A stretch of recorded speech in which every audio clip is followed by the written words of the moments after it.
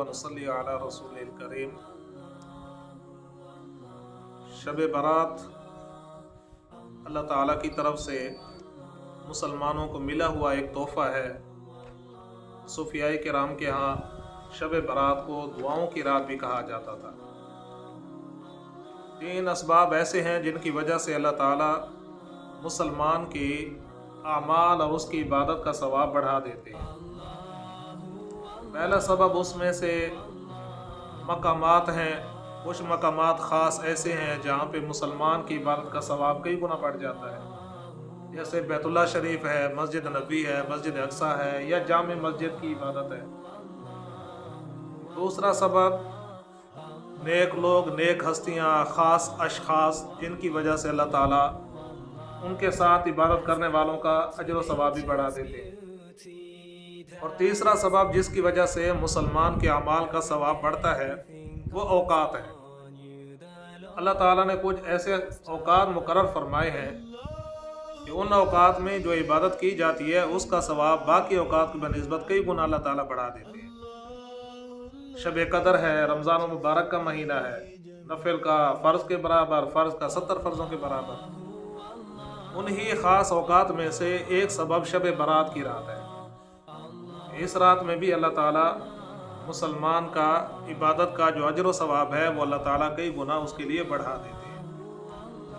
और शब बारात को दुआओं की रात कहा जाता है कि मुसलमान इस रात के अंदर खसूसी तौर पे दुआओं का एहतमाम करे, अपनी ज़ात के लिए, अपने अहल व अयाल के लिए, अपने दोस्त अहबाब के लिए और उनके लिए भी जो दुनिया से रुखसत हो गए हैं। और आप सल्लल्लाहु अलैहि वसल्लम ने इरशाद फरमाया है, मन लम यसअलिल्लाह यग़ज़ब अलैहि, कि जो अल्लाह ताला से सवाल नहीं करता अल्लाह ताला उसके ऊपर नाराज़ होते हैं, गज़बनाक होते हैं। तो दुआ तो वैसे भी हर मुसलमान करते हैं और करनी चाहिए, और इस रात के अंदर खसूसी इंसान को चाहिए कि वो दुआओं का एहतमाम करे। और उन दुआओं में दुनिया की दुआएं भी वो तो हर वक्त बंदा करता रहता है, अल्लाह ताला से रिज़्क़ मांगता रहता है, सियात आफियत मांगता रहता है, लेकिन इसके साथ साथ अपने ईमान और अपने आमाल के लिए भी अल्लाह ताला से दुआ करे कि अल्लाह ताला अगर आपने मुझे बदबख्त लोगों में लिखा है तो आप मुझे उनकी फहरिस्त में से निकाल कर नेक बख्त लोगों के अंदर शामिल फरमा दें। अगर मेरे लिए इस साल के अंदर आमाल से महरूमी लिखी गई है तो आप मुझे उन लोगों से निकाल कर, उनकी फहरिस्त से निकाल कर साहिब आमाल लोगों की फहरिस्त के अंदर मुझे शामिल फरमा दें।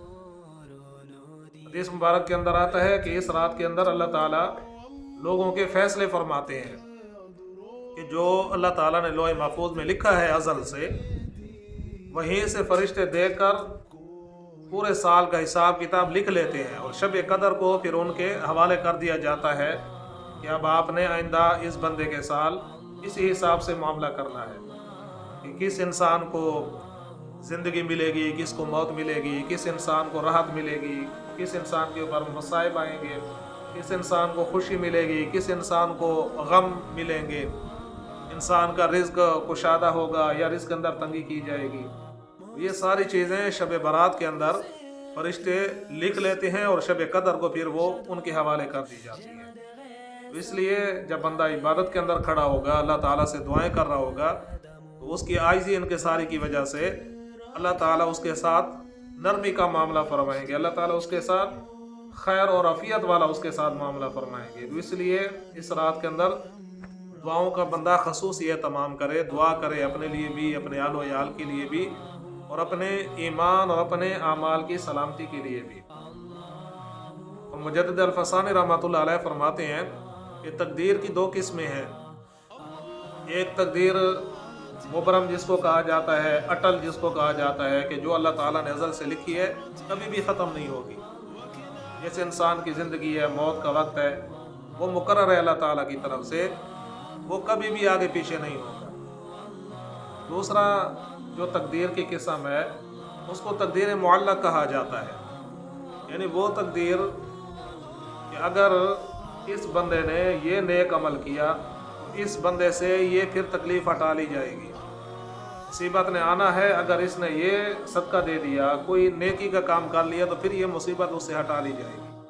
यानी वो तकदीर शराइत के साथ होती है कि अगर ये शर्त पाई जाएगी तो ये तकलीफ़ नहीं आएगी, मुसीबत टल जाएगी। अगर ये नेकी ना की गई तो फिर ये मुसीबत उसके ऊपर आएगी।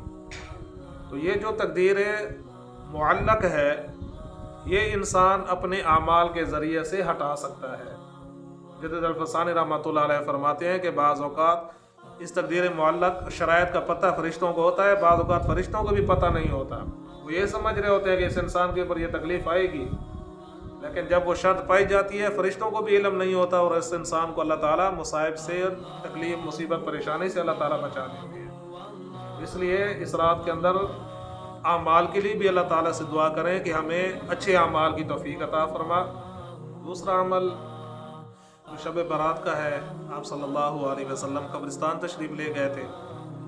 इसलिए उलमा ने लिखा है कि अगर बंदा कब्रिस्तान जा सकता है, कभी न कभी कब्रिस्तान जाना भी सुन्नत होगा कि वहाँ पे जाके अपने जो मुतवफ़ीन हैं उनके लिए दुआ मग़फ़िरत कर ले, उनकी दरजात की बुलंदी के लिए दुआ कर ले।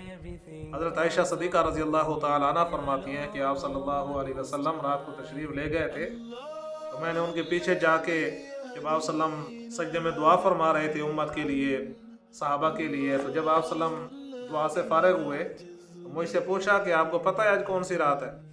तो फरमाया कि मैंने अर्ज़ किया या रसूलल्लाह मुझे तो नहीं पता।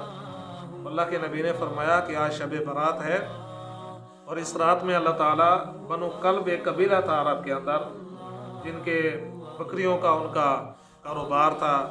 हर घर के अंदर हर बंदे की सैकड़ों की तादाद में बकरियां थी, हज़ारों की तादाद में बकरियां थी। तो आप सल्लम ने फरमाया कि बनु कल्ब कबीले की जितनी बकरियां हैं और उनके जितने बाल हैं, उन बालों की तादाद के बराबर अल्लाह ताला गुनाहगार लोगों को जहन्नम से निजात दे के जन्नत के अंदर दाखिल फरमा देते हैं। तो जो मुतवफ़ीन हज़रात हैं उनके लिए भी दुआ का एहतमाम करना ये आप सल्लल्लाहु अलैहि वसल्लम की सुन्नत है। और 15 शाबान का रोज़ा ये अय्याम 20 में से है। एक तो वैसे भी आप सल्लल्लाहु अलैहि वसल्लम अक्सर शाबान को रोज़ा रखा करते थे। रमज़ान मुबारक के बाद जो सबसे ज़्यादा रोज़े आप सल्लम ने रखे हैं वो शाबान के महीने में रखे हैं। और सिद्दीक़ अकबर रज़ी अल्लाह तआला अन्हु की रिवायत में आता है कि जो मुसलमान शाबान का एक रोज़ा रखता है, अल्लाह ताला उसके लिए जो 2 जन्नत के दरवाजे खोल देते हैं और जहन्नम के 2 दरवाजे उसके ऊपर बंद कर दिए जाते हैं। तो ये अय्याम 20 में से भी है 15 शाबान। तो उस हिसाब से भी ये सुन्नत बनती है। अय्याम 20 के रोज़े वैसे भी मसनून है कि 13, 14, 15 तारीख हर चाँद की ये 3 रोज़े रखना सुन्नत है। तो ये अगर कोई 15 का रोज़ा रख लेता है अय्याम 20 की वजह से और शाबान का रोज़ा होने की वजह से, तो वह भी बाइस अजर व सवाब है। तो इसी तरीके पे एक और उलमा ने वजह लिखी है, वो फरमाते हैं कि रमज़ान मुबारक की जो बरकतों की इब्तदा है, रहमतों की इब्तदा, वो 15 शाबान से शुरू हो जाती है। और उसकी उन्होंने मिसाल लिखी है कि जिस तरह सूरज तुलू होने लगता है सुबह को, तो सूरज निकलने से घंटा पहले या पौन घंटा पहले रोशनी ज़हर होना शुरू हो जाती है, रोशनी फैलना शुरू हो जाती है। और सूरज के तुलू होने से 5-10 मिनट पहले इंसान को ऐसे महसूस होता है जैसे सूरज तुलू हो चुका हो, हालांकि सूरज निकला नहीं होता। इस तरह वो फरमाते हैं कि रमज़ान मुबारक की रहमतों की इब्तदा 15 शाबान से हो जाती है, रमज़ान मुबारक से पहले हो जाती है। और जब रमज़ान मुबारक जितना करीब आता रहता है, रहमतों का नुज़ूल उतना ज़्यादा होता रहता है। और जब रमज़ान मुबारक शुरू हो जाता है तो फिर अल्लाह ताला की तरफ से रहमतों की बरसात शुरू हो जाती है। तो इसलिए 15 शाबान से ही, शाबान के महीने से ही मुसलमान का हक़ है कि अपने आप को रमज़ान मुबारक के लिए तैयार करे, खसूसी आमाल का एहतमाम शुरू कर दे, ताकि जब वो रहमतों और बरकतों वाला महीना शुरू हो जाए तो पहले से इंसान की तबीयत और आदत बनी हुई हो कि इंसान नेक आमाल के अंदर ही मसरूफ़।